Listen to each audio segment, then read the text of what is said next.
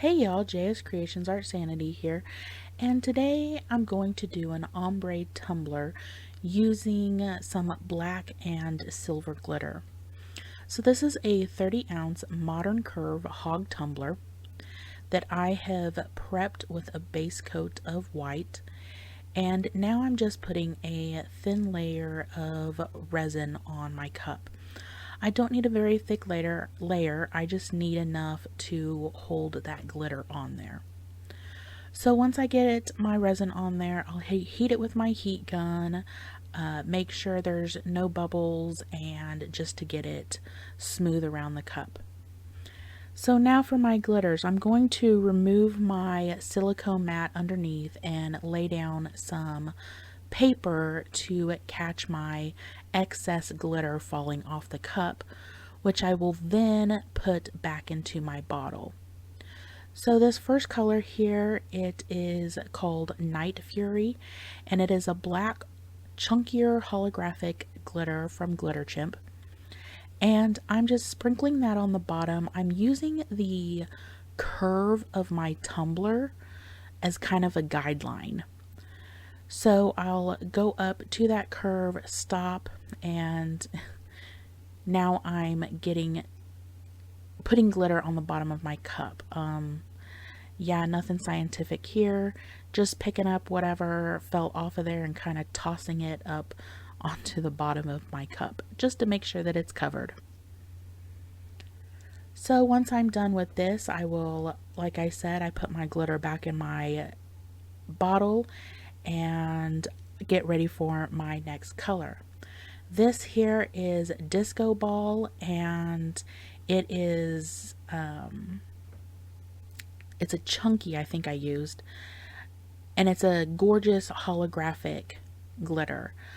Again, starting at the top of my cup and just using the curve of my cup coming down to meet that black. And then I will put a little bit in my hand, kind of hold my hand up above the cup and sprinkle it down into the black, just so there's not a sharp line of black and silver. And then I will come back in with the black and do the same thing. Pour a little bit in my hand and kind of hold it above the cup and just sprinkle it onto my cup, just to kind of, blend those two colors together so there's not a sharp line. So once I'm happy with my glitter on there, I'm going to take a piece of parchment paper and pat down the chunky glitter, the black glitter. I don't need to do it with the silver because it's a finer cut and it lays pretty smooth. But that black glitter was a real thick chunky glitter, or thick cut glitter, and so I just use that parchment paper to push around and kind of help lay that glitter down flat. And then I let it spin on my spinner until it was cured. And here I am coming in with another layer of resin to cover up my glitter.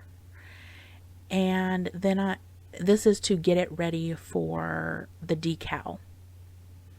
So I just make sure that all that glitter is covered up. I will heat this with my heat gun, get any bubbles, and leave it spinning until it's cured. So here it is, it's the next day. I'm going to put my decal on there. I made this decal with some black holographic vinyl off my Cricut. It just says messy bun getting stuff done, and I just eyeballed this where I wanted it on my cup, cleaned the area with an alcohol wipe, and now I'm just laying that on there. So I will sand down the black area. I should have probably done that before I put the decal on, but I didn't. You'll see here in a minute when I have it back on my tumbler that it looks kind of roughed up, and that's because it is. I sanded down just the black area because, again, that's where that chunkier, the thicker cut glitter is. And there's still some sticking up and a couple of places that didn't have resin.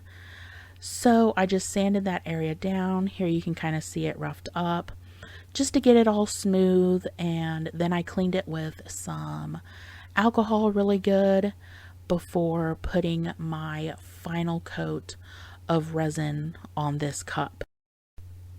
This final coat of resin is going to be thicker than my other layers because it is the final coat, and I want to make sure that I get good coverage all the way around the cup. I want to make sure that all of those places that didn't have resin, especially on the bottom half of this cup, you know, sometimes the really thick cut glitter will pull resin in spots so it doesn't cover all the way.